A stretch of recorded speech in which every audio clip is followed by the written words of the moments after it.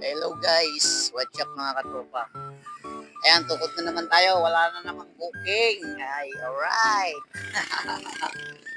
Ayan, kamusta kayo dyan? Mag-video lang tayo. For update, ayan, sa mga hindi pa po nakasubscribe sa aking YouTube channel, pakipindot na po yung subscribe at pakiclick na rin ang bell notification para lagi kang updated sa lahat ng mga video ko. Alright. Ayan, pag-usapan natin yung mga biyahe natin kahapon. Ako hindi ako bumiyahe kasi grabe yung tumal. Ang ganda sana ng ano niya, ang ganda sana ng booking kahapon kasi puro mga naka-high demand. Ang problema nga lang, ah,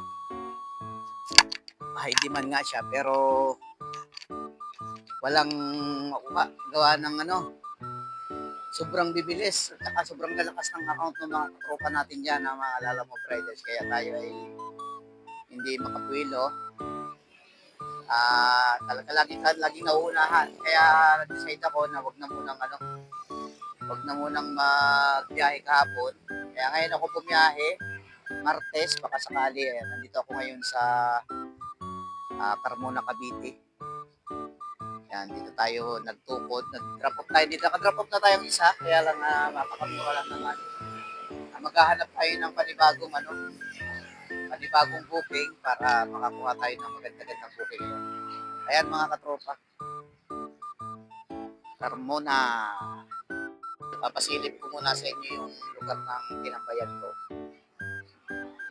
Mas masarap kasi pag tumambay sa mga ganito habang naghihintay ka ng booking. Ayan. Silipin nyo lang yan. Ito yung buhay lalamove riders, sa mga riders dyan. O, alam nyo na to, na-experience na itong mga ganitong sitwasyon pag walang booking. Pero all goods naman kasi maya magkakaroon na rin tayo booking. Tsaga-tsaga lang tayo mga katropa. Wala na naman tayong gagawin kundi tumambay. Dito na tayo tumambay. Ang kagandahan lang dito mga katropa, saan-saan ka makakarating pag naging lalamove riders ka o naging delivery riders ka. O, experience yan ng mga katropa natin dyan. O, shoutout sa mga katropa natin na nandyan sa iba't ibang lugar. Pinasilip ko lang sa inyo yung lugar. Tinatambayan ko may mga pulis na sa dulo. O, pag naghihintay tayo ng booking kasi medyo matumal pa rin ngayon. Pero all goods naman na meron ng kahit paano tayo sa isa. Kahapon kasi